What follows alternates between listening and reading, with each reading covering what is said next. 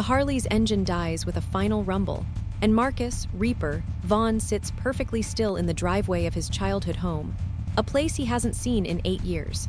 The house looks different. Worse, paint peeling like old scabs, gutters hanging at broken angles, weeds choking the flower beds his mother once tended with such care. But there's smoke rising from the chimney, and a pink bicycle lying in the overgrown grass. Reaper's jaw tightens as he swings off his bike, his leather cut creaking in the November cold. The skull and wings patch on his back, full colors of the Hell's Angels Nomad's charter, catches the dying sunlight. He bought this house at auction 3 months ago, sight unseen, after his mother passed. Bought it to tear it down, to erase the memories of a father who used his fists more than his words, and a childhood that taught him the only family worth having was the one you chose. The house was supposed to be empty. He can hear children laughing inside. Reaper's hand instinctively moves toward the knife on his belt as he approaches the front door. In his world, the world of outlaw motorcycle clubs, territory wars, and blood loyalty, squatters are a problem you handle directly. He's handled worse, much worse. But when he kicks the door open, what he finds stops him cold. A woman spins around from the stove, her hand flying to her chest.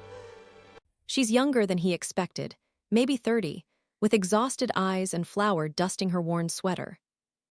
2 kids freeze behind her, a girl about 6 clutching a stuffed rabbit, and a boy no older than 4 peeking out from behind his sister's legs. "Who the hell are you?" Reaper's voice comes out like gravel, years of whiskey and cigarettes making it harsh. The woman doesn't flinch, she should. Most people do when they see 6'3" of tattooed muscle and motorcycle club insignia filling a doorframe. "I could ask you the same thing," she says, her voice steady despite the fear flickering in her hazel eyes. "This is our home." "Your home," Reaper barks out a bitter laugh. "Lady, I own this house. Bought it fair and square, you're trespassing. The bank sold this to you," her face goes pale. "But they told us we had until January. January passed, it's November now." Different year. He steps into the house, his boots heavy on the warped floorboards. "You got until sunrise to pack your shit and get out." The little girl starts crying, and something in Reaper's chest tightens, an old feeling he thought he'd killed years ago. The woman, he can see her name on an envelope on the counter, Ellie Morrison, pulls both children close. "Please," she says, and there's steel under the desperation. "Just give us 2 weeks. I'm waiting on my first paycheck from the diner, and I've got a lead on an apartment across town. 2 weeks, and I swear we'll be gone. You'll never even know we were here." Reaper should say no. Should throw them out right now. In his world, mercy is weakness, and weakness gets you killed. But he sees the pot on the stove, chicken soup, the smell taking him back to rare good days when his mother would hum while cooking. He sees the sleeping bags spread out in the living room, the careful way the woman has tried to keep everything clean despite having nothing. He sees the boys' shoes held together with duct tape. 2 weeks, he hears himself say. "But I'm staying here too, and if you steal anything, if you cause any trouble, you're out that night." "Understand," Ellie Morrison nods, relief washing over her face. "Thank you, God, thank you so much." "Don't thank God," Reaper cuts her off. "And don't thank me. Just stay out of my way." He turns and walks out, needing air, needing to understand what the hell he just agreed to. His phone buzzes, a text from Wraith, his VP at the club, church tomorrow, 10 a.m. "Don't be late." Reaper lights a cigarette and stares at the house, his house, now occupied by a widow and 2 kids who have no idea they're living with one of the most dangerous men in 3 counties. What the hell has he just done? The first 3 days are a cold war.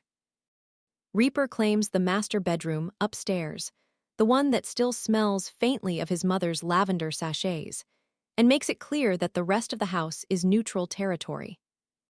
He leaves before dawn, spends his days at the clubhouse handling business, and returns after dark expecting silence. Instead, he finds dinner waiting. "I made extra," Ellie says the first night, not quite meeting his eyes. "Spaghetti, nothing fancy." He wants to refuse, should refuse. But he hasn't had a home-cooked meal in 8 years, and the kindness of the gesture, unearned, undeserved, catches him off guard. "Fine," he grunts, taking the plate to his room. It becomes a pattern. Every night there's food waiting. Every morning, coffee is already made. The house starts to feel lived in again. Children's drawings appearing on the fridge, the sound of cartoons in the early morning, the smell of someone else's life filling the empty spaces. Reaper tells himself he doesn't notice, tells himself he doesn't care. But on the fourth night, he finds the little girl, Lily, sitting on the front porch crying, her stuffed rabbit torn at the seam. "What happened?" The question comes out rougher than he intends. Lily looks up at him with those huge, wet eyes. "Mr. Hoppy's arm came off. Mama says we can't buy a new one." Reaper stares at the worn rabbit, stitched and restitched so many times it's more thread than fabric. He thinks about his own childhood, about the bike his mother scraped and saved for, about how his father destroyed it in a drunken rage. "Give it here," he says. 20 minutes later, he's sitting at the kitchen table with Ellie's sewing kit, carefully stitching Mr. Hoppy's arm back on. His hands that have broken bones and pulled triggers, work with surprising gentleness. "You're good at that," Ellie says from the doorway. She's watching him with an expression he can't quite read. "My mother taught me," Reaper says. "Said a man who can't fix what's broken is just another thing waiting to fall apart." She sounds wise. She was. He finishes the stitch and bites off the thread. "Until cancer ate her alive." Wisdom doesn't mean shit against that. Ellie sits down across from him. "I lost my husband 2 years ago, car accident. Drunk driver ran a red light." There it is, the thing that's been hanging unspoken between them. Widow. The word carries weight in his world, means something about honor and protection. "Old laws from old times. That why you're here?" he asks. "No family to take you in." His family blamed me for the accident, said I distracted him with a phone call. Her laugh is bitter. "My family disowned me when I married him. He was black, I'm white. Apparently that's still unforgivable in some circles." Reaper hands her the rabbit. "World's full of stupid people, including squatters who break into houses they don't own. Didn't say I was smart." He stands, the moment of softness already making him uncomfortable. "Your 2 weeks are half up." "I know," Ellie says quietly. "I'll have the money by then." "I promise." He nods and heads upstairs, trying to ignore the way something in his chest unclenches when she smiles. At the clubhouse the next morning, Wraith eyes him over his coffee. "You've been distracted, brother. Something we need to know about." "Nothing I can't handle," Reaper says. "That's not what I asked." Wraith is his oldest friend, the one person who knows the full story of Reaper's past. "Talk to me."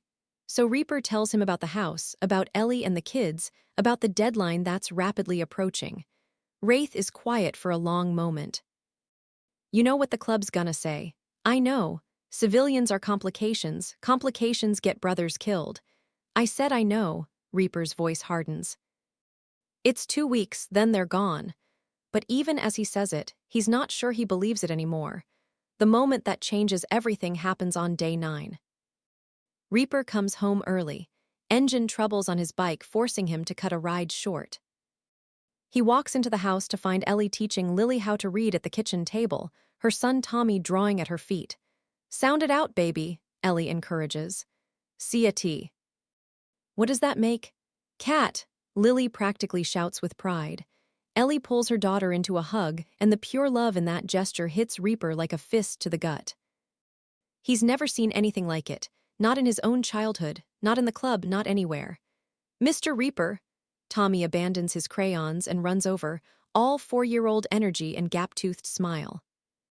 "Look what I drawed." It's a picture of a motorcycle with what might be a person on it, rendered in enthusiastic scribbles. "That's you," Tommy explains proudly. "On your bike." "You're the coolest person ever." Something in Reaper's throat tightens. "It's good, kid. You want to draw with me?" "Tommy, Mr. Reaper is busy," Ellie starts. "I got 10 minutes," Reaper interrupts, surprising himself. He ends up sitting on the floor with Tommy, showing him how to draw better wheels, how to add details. Lily eventually joins them, bringing her coloring books. And Ellie watches from the table with an expression that makes Reaper's carefully constructed walls start to crumble. "Why do they call you Reaper?" Lily asks with the brutal honesty of children. "Lily," Ellie's voice is sharp with worry, but Reaper just shrugs. "I got the name because I was good at making problems disappear. Not good reasons, kid, not good reasons at all.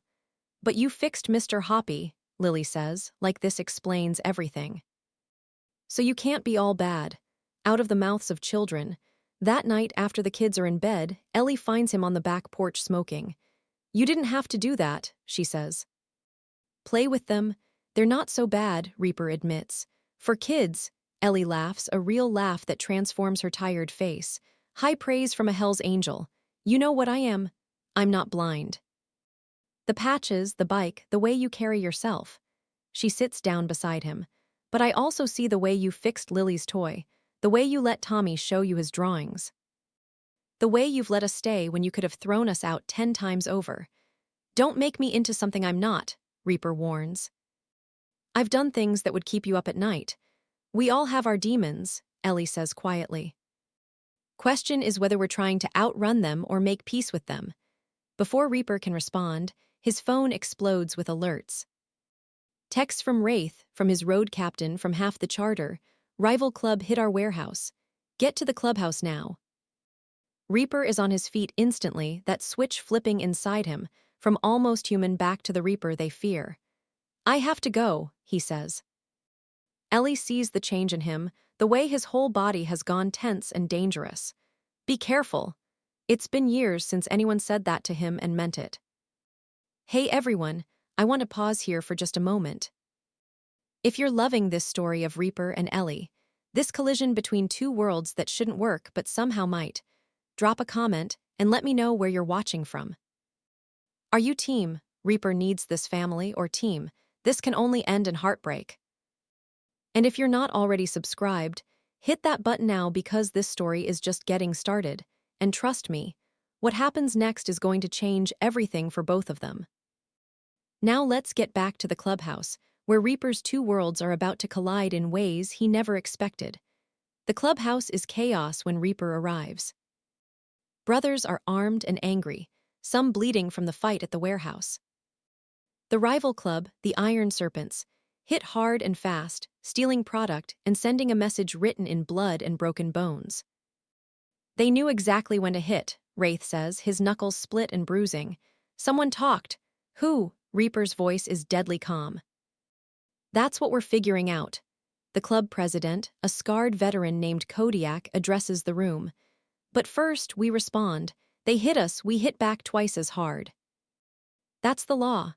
The room erupts in agreement, shouts for retribution, for violence, for the kind of justice that leaves bodies in ditches. Reaper feels it too, that pull toward the darkness he knows so well. This is his world. This is what he's good at. But then his phone buzzes with a text from Ellie. "Hope everything's okay. Kids wanted me to tell you they saved you some cookies." Such a simple message, such a normal message, the kind of thing that doesn't exist in his world. "Reaper," Kodiak's voice cuts through his thoughts. "Your point on recon, find where they're holed up and we'll plan the hit. It's not a request." Reaper spends the next 6 hours hunting information, leaning on contacts, following leads. He finds the Iron Serpent's safe house, an abandoned factory on the edge of town. He reports back, helps plan the retaliation. But the whole time, part of his mind is elsewhere, on a pink bicycle in overgrown grass. On a little girl who thinks he can't be all bad because he fixed her rabbit. The hit goes down at midnight. Fast, brutal, efficient. Reaper does what he's always done, what earned him his name. The serpents scatter, their safe house destroyed, their message received. No one dies, but it's close, too close. As dawn breaks, Reaper rides home with blood on his knuckles and gasoline in his lungs. He expects to feel the usual emptiness, the post-violence crash he knows so well. Instead, he feels tired. Bone-deep tired of this endless cycle. He walks into the house quietly, not wanting to wake anyone, but Ellie is in the kitchen, making coffee in the pre-dawn darkness. She takes one look at him, the blood, the torn knuckles, the 1,000-yard stare, and doesn't ask questions. Just gets the first aid kit. "Sit," she says. Reaper sits. She cleans his knuckles in silence, her touch gentle but efficient. She's done this before, he realizes. For her husband, maybe. Or maybe she's just the kind of person who knows how to patch up broken things. "You don't have to say anything," Ellie murmurs. "But you should know, whatever you did out there, whoever you are in that world, it doesn't change what I see here, in this house." "And what's that?" His voice is rough. "Someone trying," she says simply.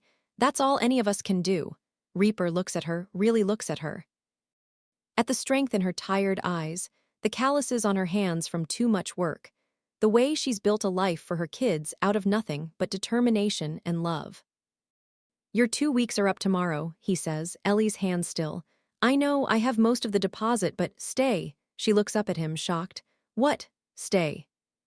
"You and the kids." The words feel foreign in his mouth, but right, terrifyingly right.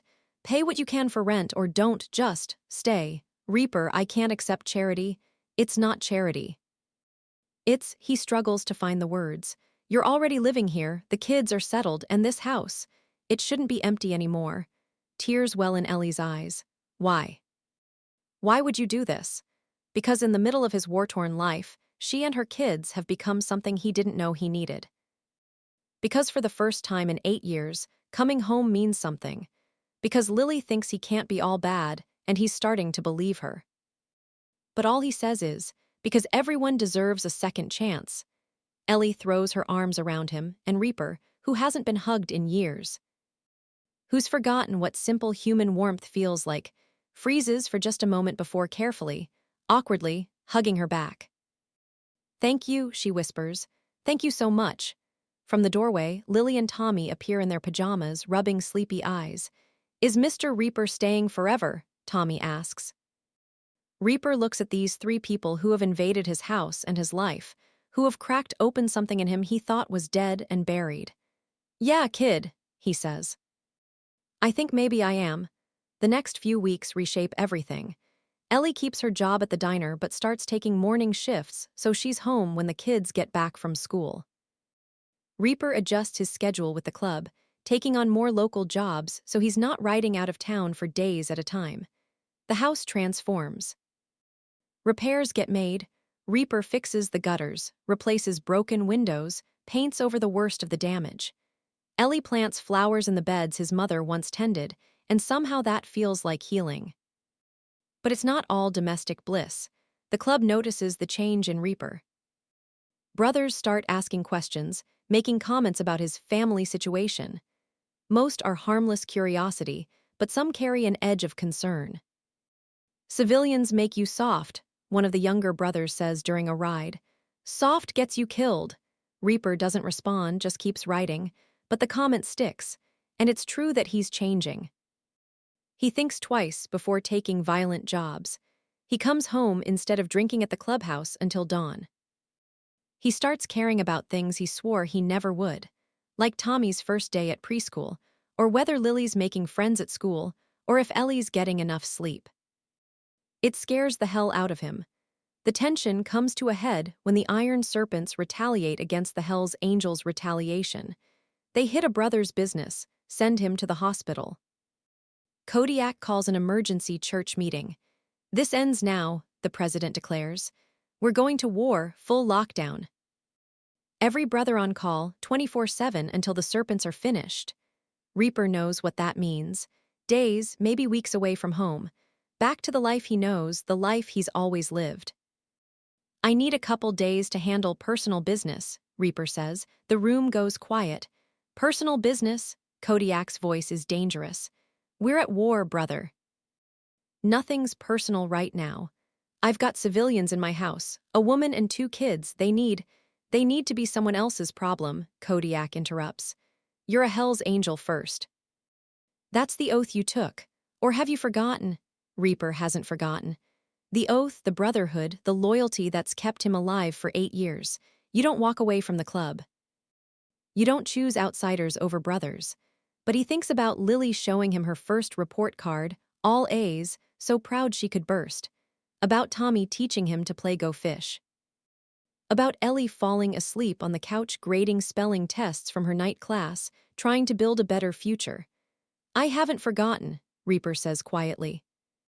But I'm not abandoning them either. Then you're choosing, Kodiak says. And you need to be real clear about what that choice means. The club president's message is clear. Choose the club or choose them. You can't have both. Reaper rides home through a storm, rain pelting his cut, his mind racing. He's faced down rival clubs, done time, survived things that would break most men.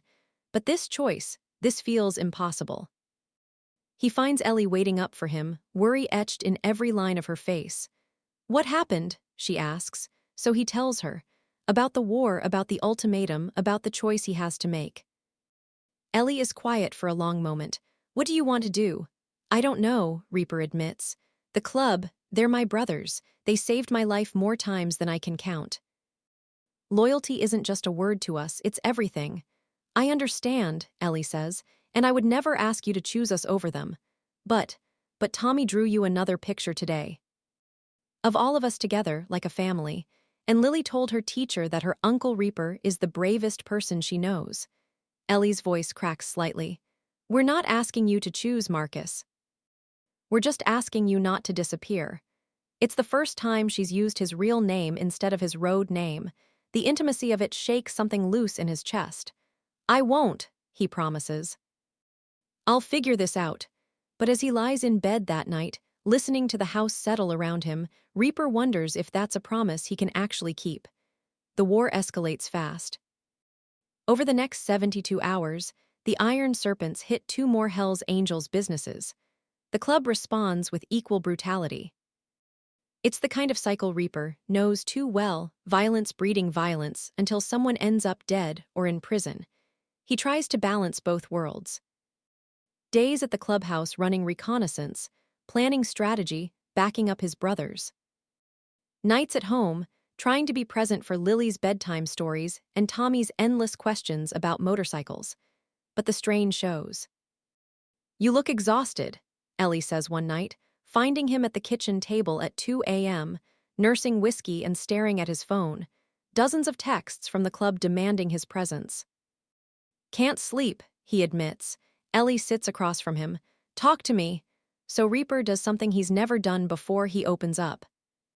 About growing up in this house with a father who used violence like punctuation. About his mother dying alone while he was in county lockup.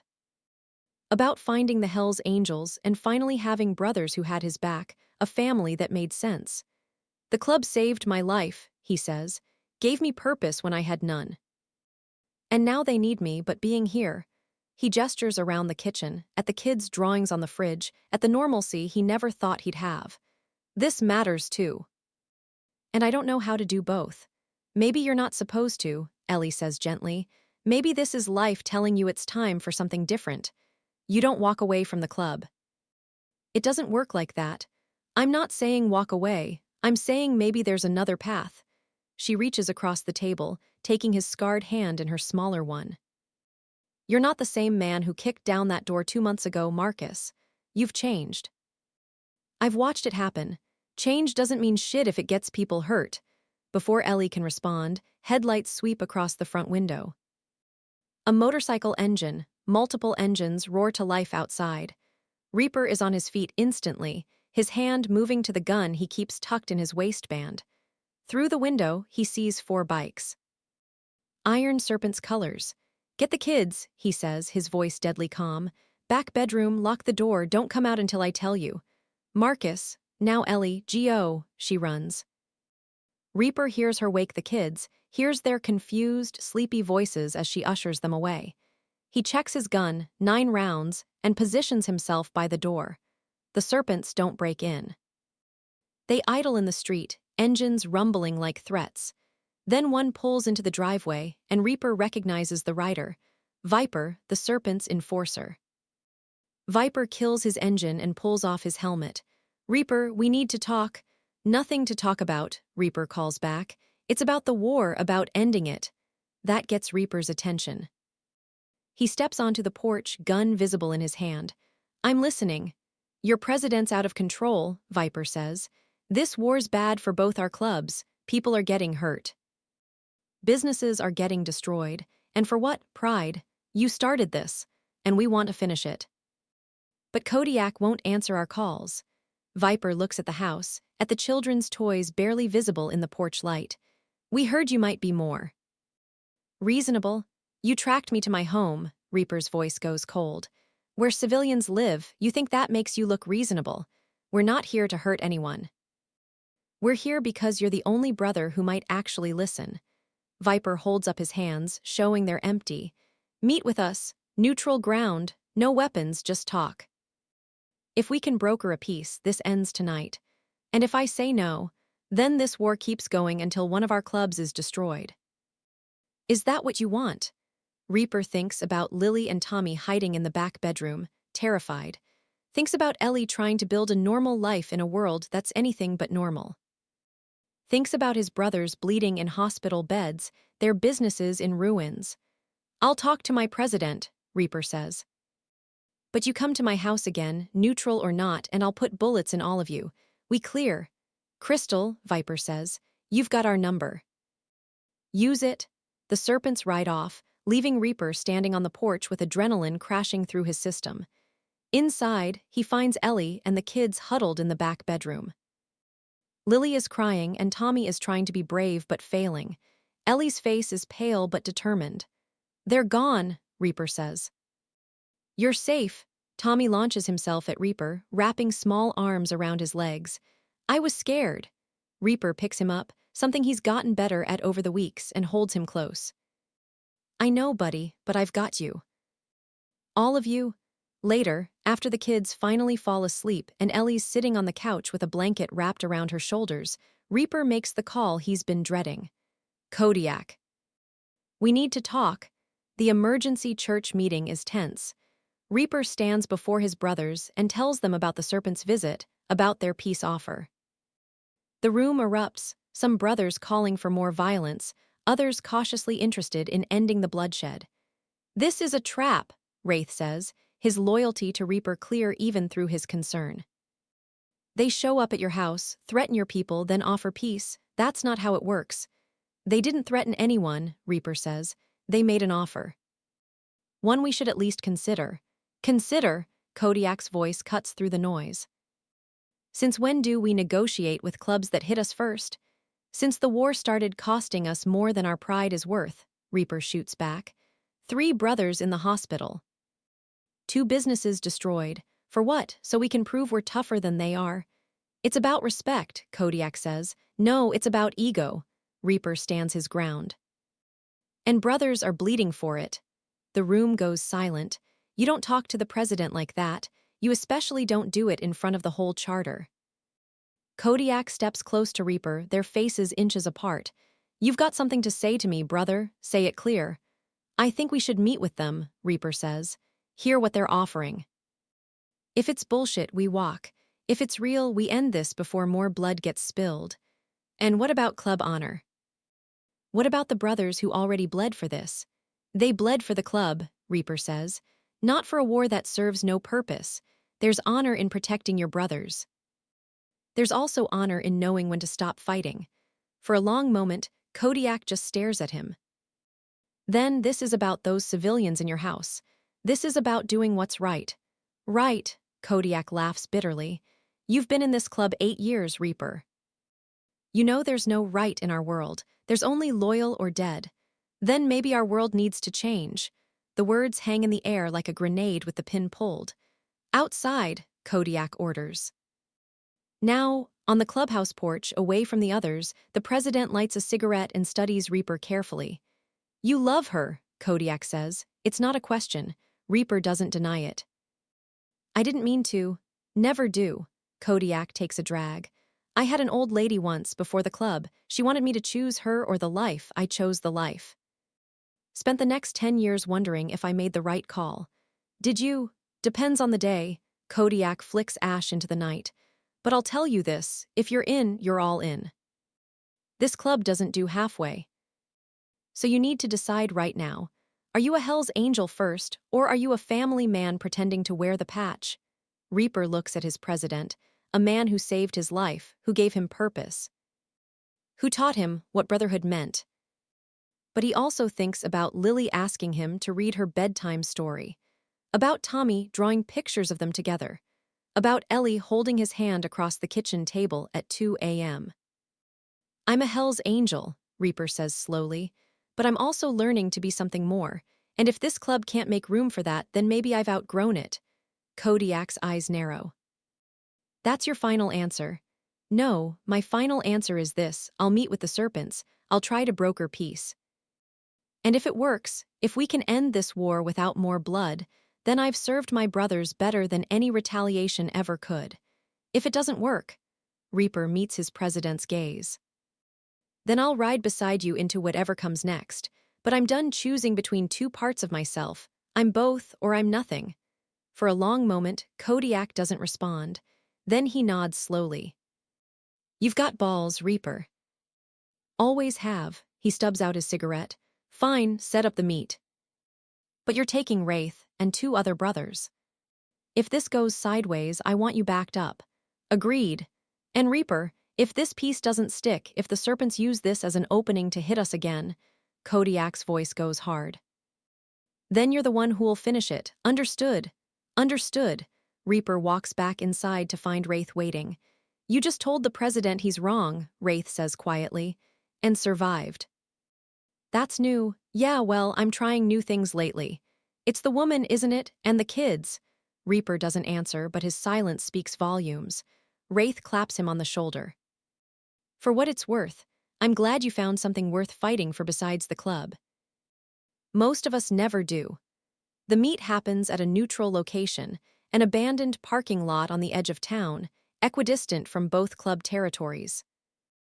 Reaper arrives with Wraith and two other brothers: Tank, their road captain, and Axel, a younger member who's proved himself reliable. They're unarmed as agreed, but Reaper knows there are brothers watching from hidden positions nearby, just in case. The Iron Serpents pull in 5 minutes later. Viper, their enforcer, plus 3 others including someone Reaper doesn't recognize, an older man with silver hair and sergeant-at-arms patches. "Reaper," Viper nods. "Thanks for coming. Let's skip the pleasantries. What's your offer?" The older serpent steps forward. "Name's Gunner. I've been with the Iron Serpents 23 years. Long enough to know that this war is bad business for both clubs." "Your club started it," Tank says. "And that was a mistake," Gunner admits. "Our president was reacting to bad intel, thought you were moving in on our territory. He was wrong, and instead of admitting it, he doubled down. Pride's a hell of a thing." "So what? You want to call a truce and pretend nothing happened?" Wraith's skepticism is clear. "No, we want to make things right." Gunner pulls out a folder. "Compensation for the brothers who were hospitalized, rebuilding costs for the businesses we hit, and a formal apology at a combined church meeting." Reaper scans the numbers. "There. Fair."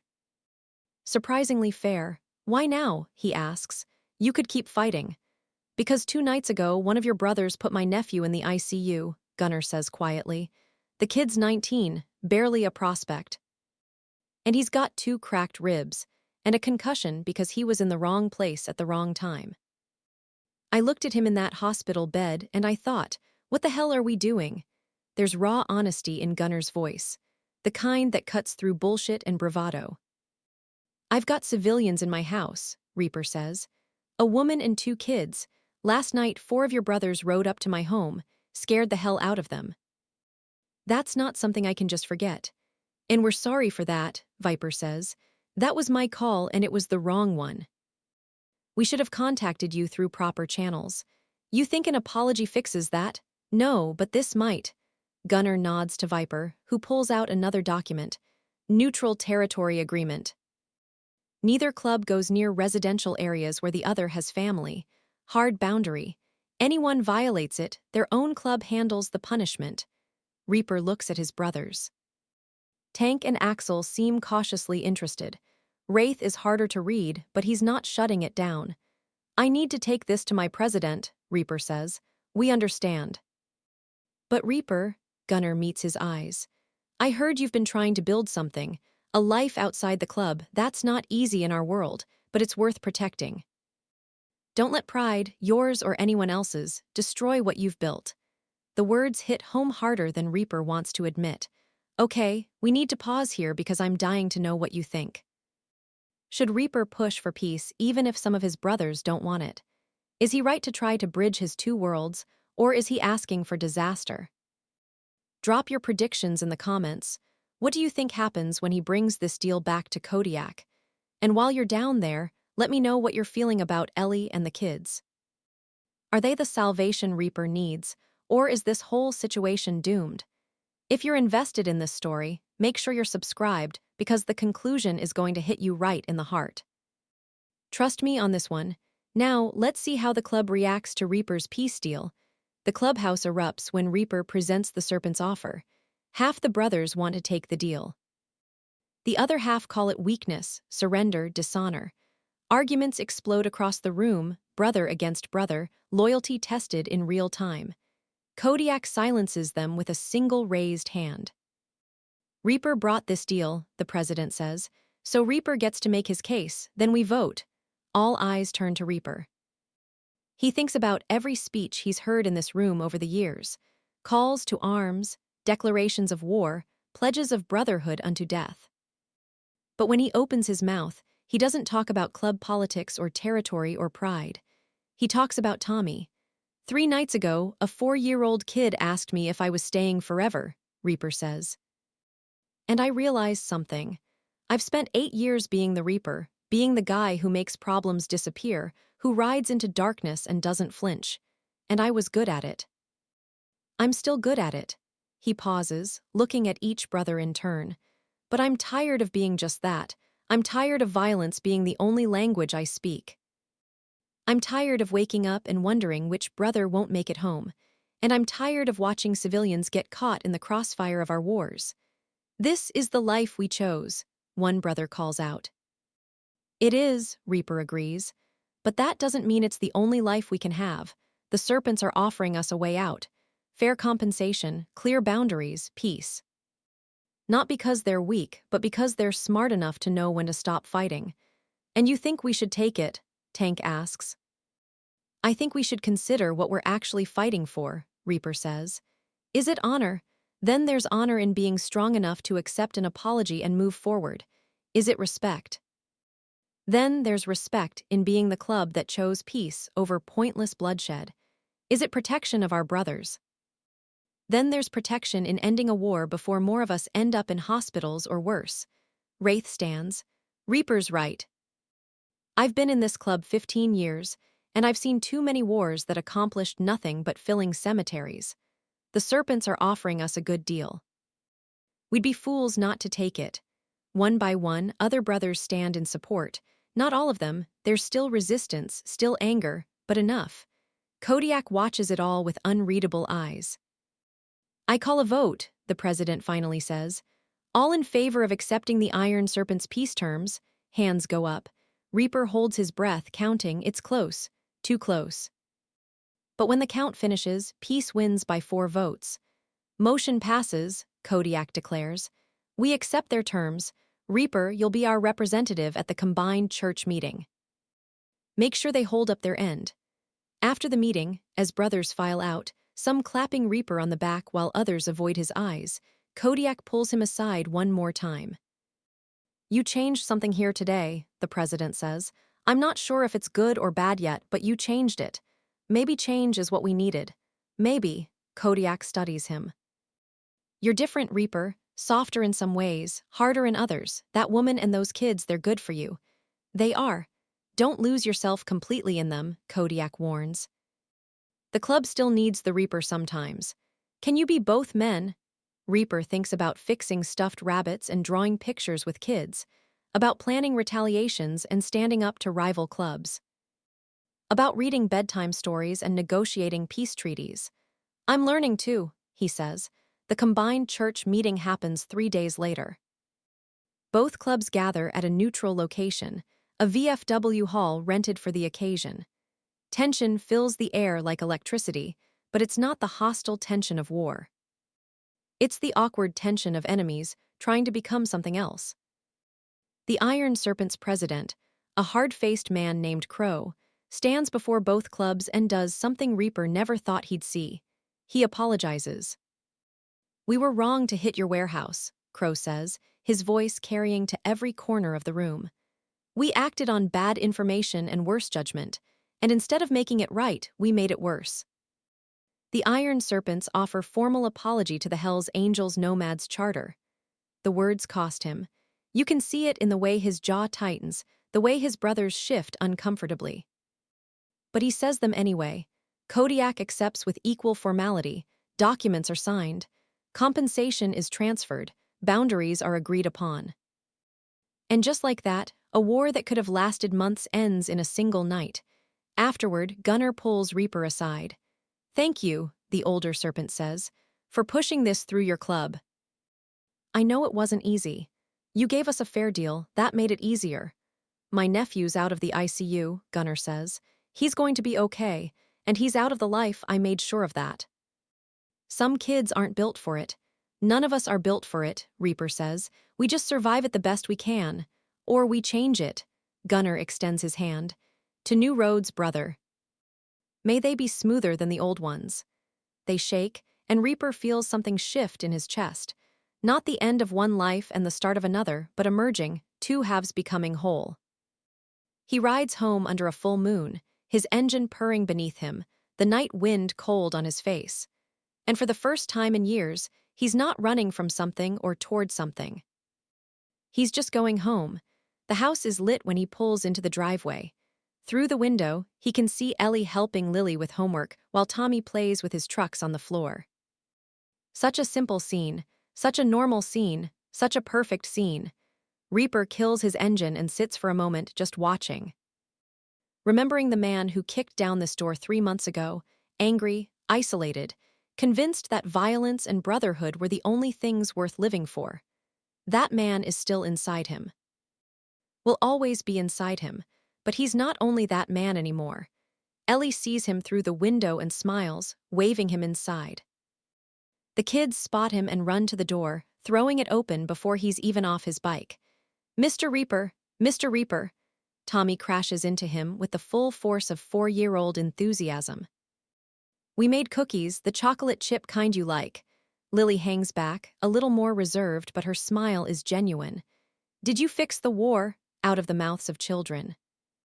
"Yeah, kid," Reaper says, scooping them both up, one in each arm, something that would have been impossible 3 months ago. "I fixed the war." Inside, Ellie has dinner waiting. It's nothing fancy, spaghetti again, garlic bread, salad, but it's made with care, made with love. They eat together at the table, the kids chattering about their day, Ellie interjecting with gentle corrections and encouragement. Reaper mostly listens, content to be part of this rhythm, this routine, this life. After dinner, after the kids are bathed and in pajamas, Lily brings him a book. "Will you read to us?" she asks. It's become their nightly ritual. Reaper, who's read club bylaws and police reports and threatening messages, but never children's stories, has discovered he's actually pretty good at doing character voices. They curl up on the couch, both kids nestled against him, as he reads about brave knights and gentle dragons and kingdoms where everyone finds their place. When the story ends and the kids drift off, Ellie carries Tommy to bed while Reaper carries Lily. He tucks her in, making sure Mr. Hoppy is within reach. "Love you, mister." "Reaper," Lily murmurs, already half asleep. The words stop him cold. No one said those words to him in 8 years, not since his mother. "Love you too, kid," he manages, his voice rough. In the hallway, he finds Ellie waiting. "You okay?" she asks, seeing the emotion on his face. "Yeah, just," he can't find the words. "This wasn't the life I planned." "Is it the life you want?" Reaper looks at her, really looks at her. At the woman who saw past his patches and his reputation to the man underneath. Who gave him a second chance at being human, who built a home in the ruins of his childhood house. "It's the life I need," he says. Ellie steps close, her hand finding his. "The war's really over. It's over, peace treaty signed, boundaries established, both clubs standing down. How do you feel?" "Lighter," Reaper admits. "For the first time in years, I feel lighter." They stand in the hallway of the house that brought them together, and Reaper realizes he's been wrong about something fundamental. He thought he had to choose between his two worlds, the club and this family, but the truth is simpler and more complicated. He didn't have to choose, he had to change. "Ellie," he says quietly, "I need to tell you something." "Okay. I'm still a Hell's Angel. That's not going to change. There will be rides and club business and things I can't talk about. There will be danger sometimes and uncertainty and a life that's not completely normal." "I know," Ellie says, "but I want this. Want you and the kids. Want to be the person Lily thinks I am. Want to be the man who comes home every night instead of the ghost who disappears for days." He takes her other hand. "Can we make this work? Really work?"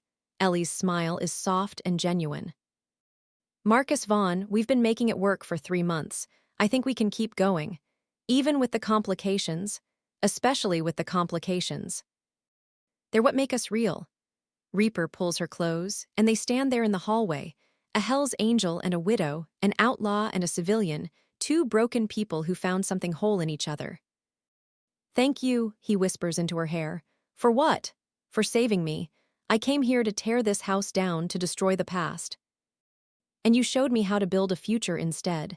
"We saved each other," Ellie corrects. "That's how this works." 3 months later, the house is fully transformed. The exterior is painted, the yard landscaped, the broken windows replaced. Inside, it looks like a real home. Pictures on the walls, toys scattered across the floor, the smell of cooking and life filling every room. Reaper's room upstairs has become truly his. His patches hang on the wall alongside Lily's drawings and Tommy's finger paintings. His cut rests on a chair near the bed, close enough to grab if needed, but not the first thing he sees in the morning. The club has adapted too. The peace with the iron serpents holds. There are still tensions, still moments of friction, but the shooting war is over. Both clubs have discovered that peace is actually good for business. Fewer cops watching them, more opportunities for legitimate enterprises. Kodiak pulls Reaper aside after a club meeting one sunny afternoon. "The charter's voting next week," the president says, "about club rules regarding families. Old ladies, kids, civilian relationships.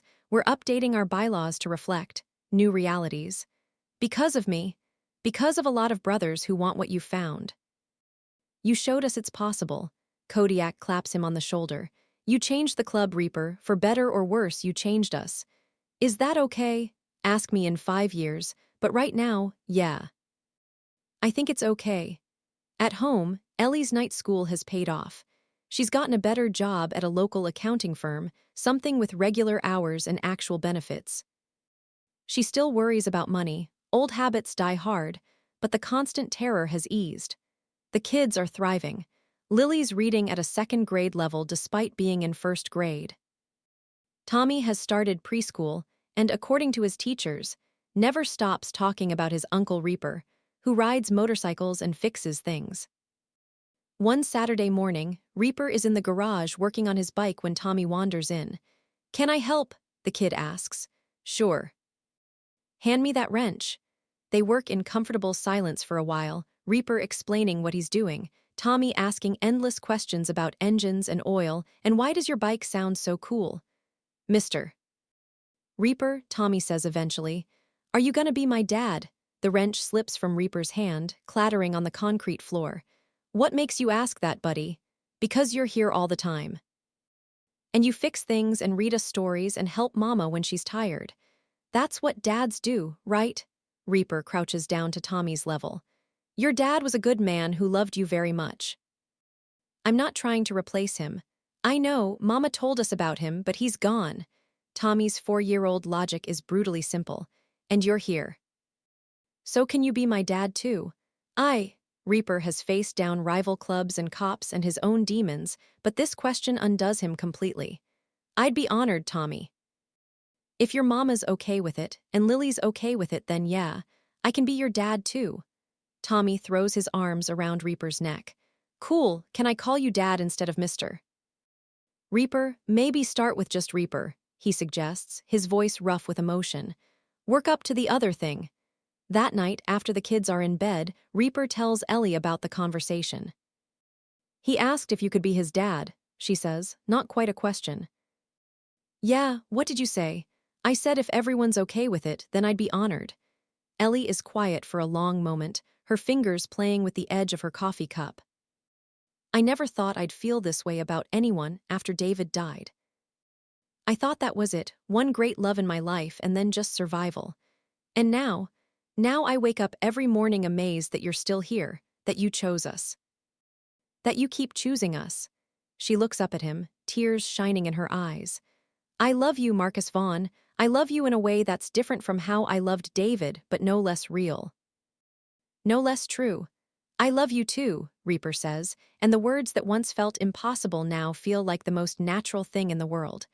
You and Lily and Tommy, you're my family. My real family. So what do we do about that? Reaper pulls a small box from his pocket. Inside is a simple ring, nothing fancy but genuine. I was thinking maybe we make it official, he says. I know it's fast, and I know my life is complicated, but I also know I want to wake up next to you every morning for the rest of my life. Ellie Morrison, will you marry me? Ellie laughs through her tears. A Hell's Angel proposing in my kitchen at midnight. This is the most us thing ever. Is that a yes? That's a hell yes. He slides the ring onto her finger and they kiss like teenagers. Like people who have found something precious and refuse to let it go. 6 months after that, they have a small wedding in the backyard. It's an odd mix of guests, Hell's Angels in their cuts, standing alongside Ellie's coworkers and the kids' teachers. Wraith serves as best man. Lily is the flower girl, taking her job very seriously. Tommy carries the rings on a small pillow, beaming with pride. When Reaper and Ellie exchange vows, there's not a dry eye among the bikers. I was lost, Reaper says, his voice carrying across the yard. For most of my life, I was lost. And then I kicked down a door and found you, all three of you. You saved me in ways I didn't know I needed saving. You showed me that being strong doesn't mean being hard. That family isn't just the brothers you ride with. That redemption is possible if you're willing to change. Ellie's vows are equally powerful. You came into our lives like a storm. Dangerous and unpredictable. But storms also bring rain that makes things grow. And you helped us grow from survivors to a family, from scared to safe.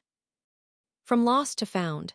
When they kiss, the bikers cheer and rev their engines, the sound echoing through the neighborhood like thunder.